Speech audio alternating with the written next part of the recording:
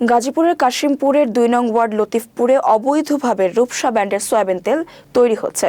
পবিত্র রমজান মাসকে সামনে রেখে অসাধু ব্যবসায়ীরা সক্রিয় হয়ে উঠেছে।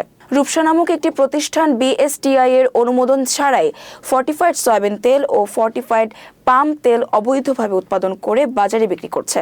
স্থানীয়দের বরাতে জানা যায়, কাশিমপুর ২ নং ওয়ার্ডের লতিফপুর প্রাইমারি স্কুল থেকে মুজার মিল যাওয়ার পথে কালপার্টের ডান পাশের একটি টিন সেট ভবনে অবস্থিত এই অবৈধ কারখানাটি। এখানে মহিলা শ্রমিকদের দিয়ে বিএসটিআই এর লোগো ও নম্বর ব্যবহার করে রূপসা সয়াবিন তেল নামে খোলা তেল বোতলজাত করা হচ্ছে। এই বিষয়ে অসাধু ব্যবসায়ী মঞ্জুরুল ইসলাম গণজাগরণ রিপোর্টারকে জানিয়েছেন, তেলের বিএসটিআই এর অনুমোদন নেই, এটি একটি প্রিন্টিং প্রেস থেকে ছাপিয়ে এনে নাম্বার বসানো হয়েছে। তবে আমরা এখন আর এই তেল তৈরি করব না, অনুমোদন পেলে নতুন করে কাজ শুরু করব।